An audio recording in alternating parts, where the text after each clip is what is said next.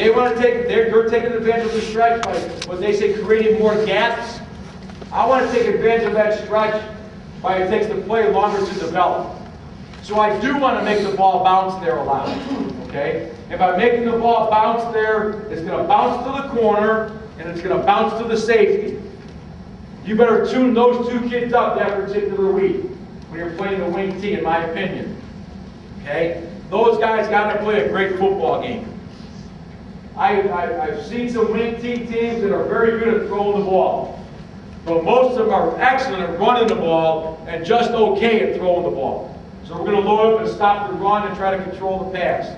So we do differently versus the wing T. Typically, our defensive backs, an individual, will work on breaking on the ball, interceptions, footwork, stance, start tackling, things of that nature.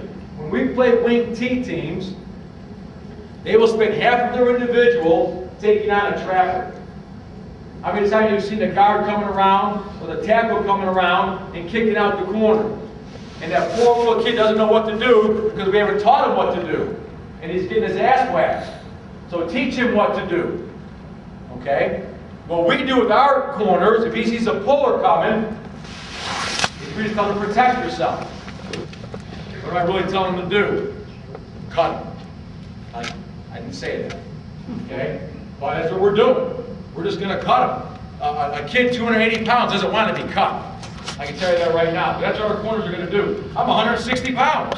I'm not going to take him on. I'm taking his feet out from underneath him. And I'm going to have the safety stacked right over the top. And I've got the two inside backers trying to get over the top. Because the big concept of the wing T, I heard Gordy Gillespie speak on it 25 years ago. And he's the wing T legend. What's the wing T really consist of?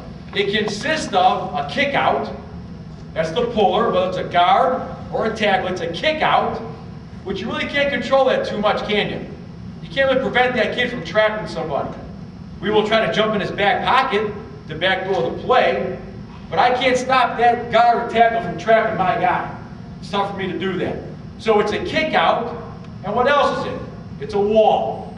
They're going to take a tackle, a guard, somebody uncovered, a wing. The wings give us some troubles, and they're going to create a wall. So they're going to try to pin the two inside backers. So that's the wall that they create, and they get the kick out. And they've got that seam in there. Okay? Again, not too much I can do on the kick out, but I can control the wall. And how do I control the wall? By great communication with these two inside backers. This kid on the backside's got to yell pull. Whether it's a guard or a tackle, he's got to yell pull. So this kid can get over the top of that wall. Okay? And who else can get over the top of the wall is that corner and the safety. They can't block all of them. Even when they run the power, they got the lead back, the fullback, and the trapper. A lot of bodies over there. They're not going to block all of them. Someone's going to come free. So we've got to get somebody on the other side of the wall. And I've got some good film on that. Okay? So we're going to take on trappers. What does motion tell you? If you break it down, they got great tendencies. What does motion tell you? Motion will tell you two things. We played a team several years ago, and almost every time they ran to the motion. So motion took us to the ball.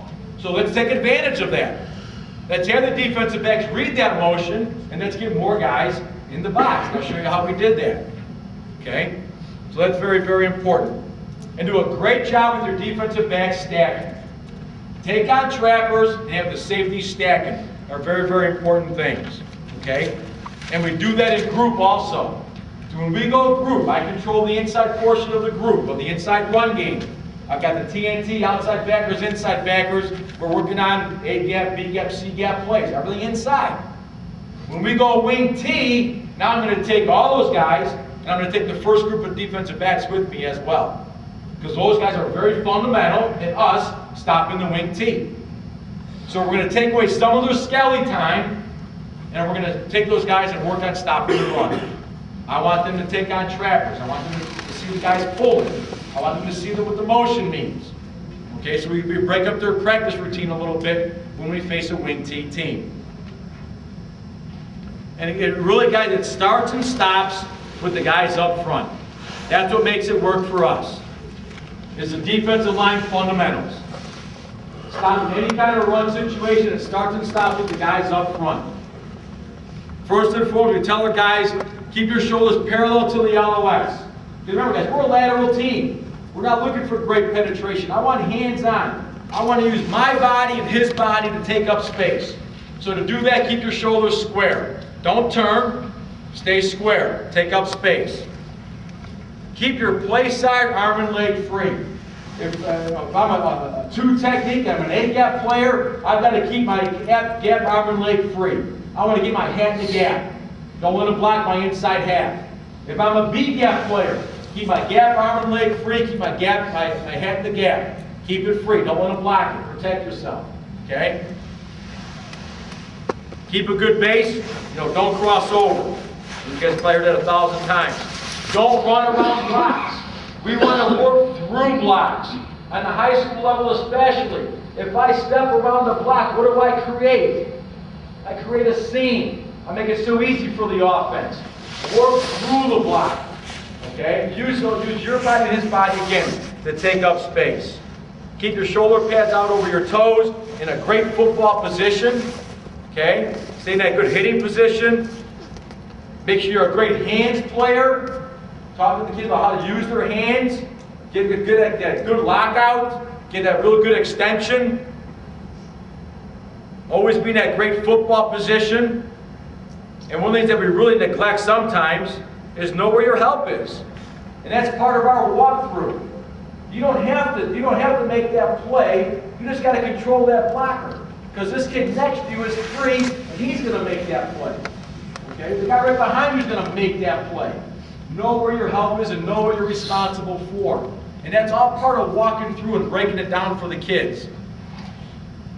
This is something I picked up a long time ago. And I think it's a great saying, and we talk to the kids about it all the time.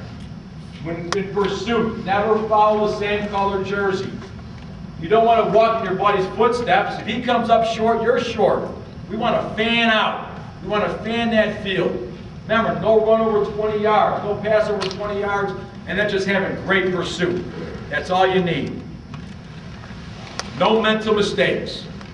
You better know that game plan inside and out. And you better know their favorite 4 or 5 plays. Okay? Make sure they know those top plays. All right, let's talk about some specifics now in regards to defending the wing T. And we see several variations of it. I'm going to show you how we line up our base defense against it, and then I'll show you some of the change-ups that we're going to use. And again, we see it a lot of different ways. Sometimes we see it with the wing. We got the guard tackle tight end, then the wing outside of him. And other times we're going to get that wing inside between the tight end and the tackle. To us guys, it makes no difference. I don't want to make our kids think we're playing anything different. All I want them to do is recognize the play. Don't worry about the formation. I don't tell the kids, okay, we're playing a wing team this week. They're trying to create an extra gap on us. They're trying to stretch us this way. I don't want to talk to them about that stuff. All I want them to know is we're a 5-2 defense. Recognize the play. Read your keys. So how do I really treat this particular formation for us? To keep it simple for our kids, it's double tight. We see double tight all the time. That's all this is. It's double tight. Any way you want to look at it, they've got a guy next to the tackle. And to me, he's a tight end. That's all you have to know. If I'm a read or I'm an anchor, who do I line up on? Tight end. Who's the tight end? The guy next to the tackle. That's how we treat it. Okay? So if it's our 50 package here, we're going to line up in cover 2.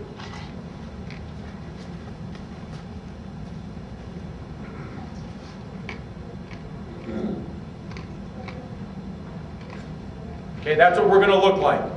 Okay? And we're ripping. And let's start in the middle. Typically, our nose guard is going to go color call. Okay? He's going to go to the strength. Here's our read, here's our force. So remember, for us, that's a brown call. So there's our strength. Okay? This is our true tight end. I think he's probably, he might be a little bit better run blocker than this kid here, so we're going to line up that way there. Okay? If their tendency is to run to this wing more, then we'll take the color call the other way. We'll put our better run defender on that side.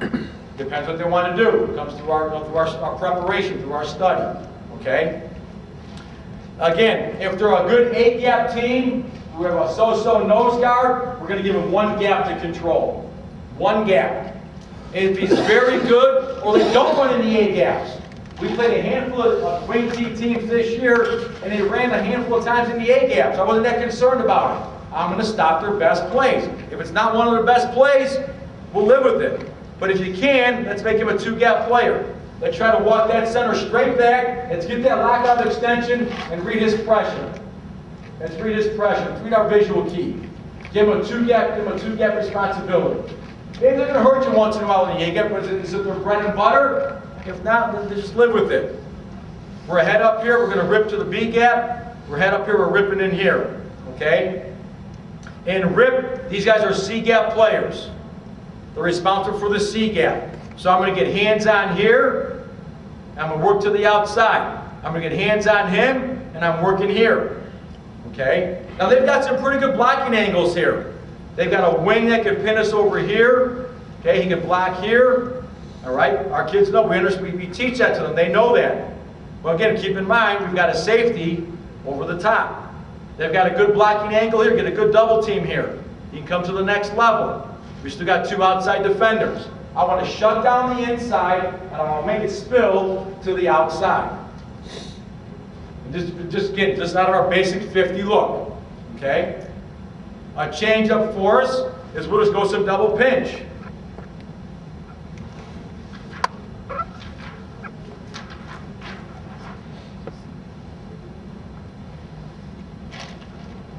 They're just some old-fashioned concepts.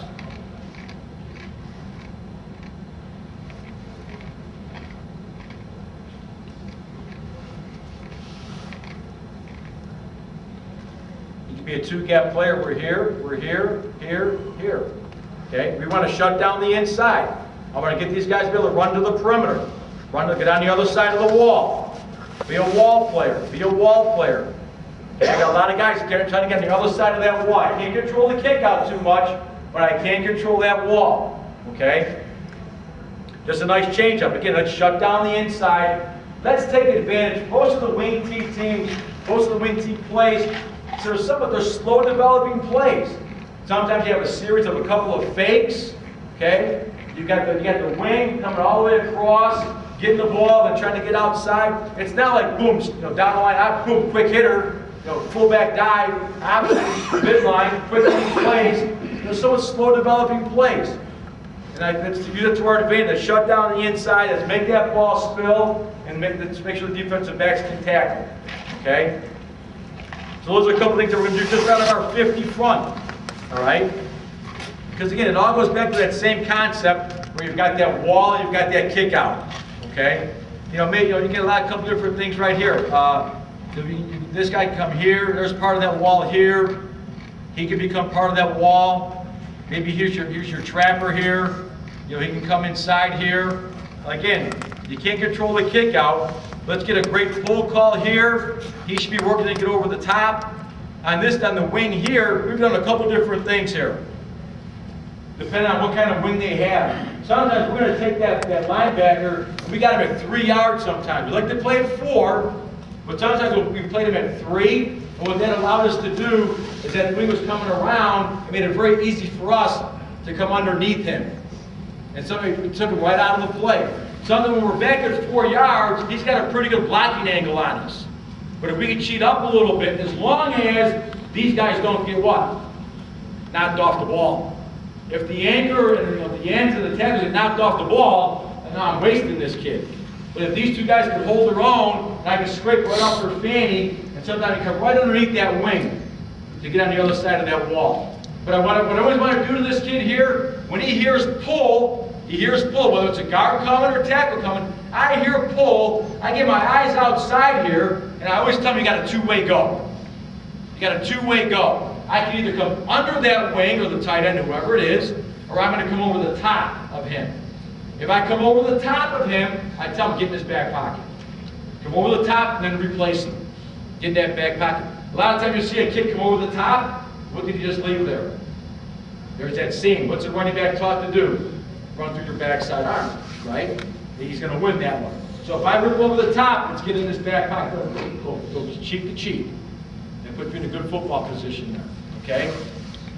And again, we've got this kid playing on the other side of the wall. We've got him playing on the other side of the wall. Well, gee, coach, boy, you're putting those defensive backs in a heck of a bind as far as playing the pass. Most of the wing T teams that we play, where do they throw the ball? They bring everybody inside to throw the ball where? Outside the hashes. That's what we see. They're going to bring everybody in and throw the ball outside of the hash. Well, guess what? Tell the safeties. Make sure they understand that. Not only make sure they understand that, but drill that to death. Okay, when it is time for them to work on pass skelly, work on throwing the ball outside the hashes. Work on them breaking on the ball. Okay? We don't see a lot of wing T teams that are going to throw the ball between the hashes. Because what do they know? Who's standing in there? And our safeties are in there. So they're going to throw the ball outside. Okay?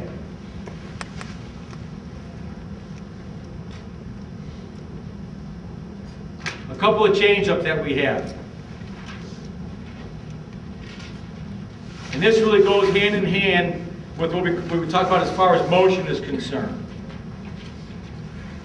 I want to take advantage of what motion is telling me.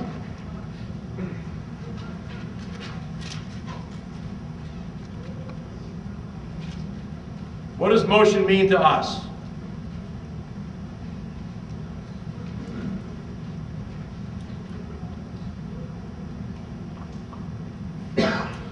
If we call roll,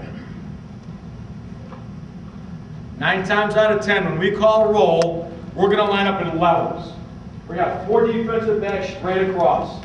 Okay? The purpose of roll is motion has become a great key for us. Okay? Motion was taking us to the ball. It's a great tendency that they showed us when we studied their 4 or 5 games. Okay? So motion is going to take us to the ball. So when we're in a roll, I've got the 4 defensive backs reading the motion. Okay, they're reading the motion out of the corner of their eye. If I'm on these corners here, as I'm looking through the motion, I'm also reading across to the opposite side guard. So I want to try to see these 2 kids. I want to try to see the motion here and that guy over there, that guard there. Okay? What does motion tell us? If I'm getting the short motion this way here, we're going to roll with the motion. Now, if let's say we're in rip, where he's here and he's here. If I got motion this way, I'm going to step up in here and I'm going to fill that C gap. I'm going to step up here and I'm going to be a great contained player. This guy's going to become he's a deep half player over the top. I'm rolling with the motion because it's taking me to the ball. And this kid here is a slow flow deep half player. All right. Now the nice thing here, I've got 2 extra defenders that they're going to have a hard time accounting for. I got 2 extra guys on the other side of the wall, which we need to defend. But on the backside, what do they run away from motion? 9 times, not 9 times. Some of them run away from motion. Counter back, right? Counter back, trap back. So that's what we tell this kid here. If they're going to run something back away from the motion, that's what you're thinking. You're the cutback player. You almost become another inside linebacker. Okay? So on that backside corner, I'm tilting just a little bit. I'm about 8 yards off the ball. I can see motion here. It's right now. I'm reading the guard over here. I'm thinking trap. I'm slow flow over the top, and I'm thinking trap back. I'm looking for the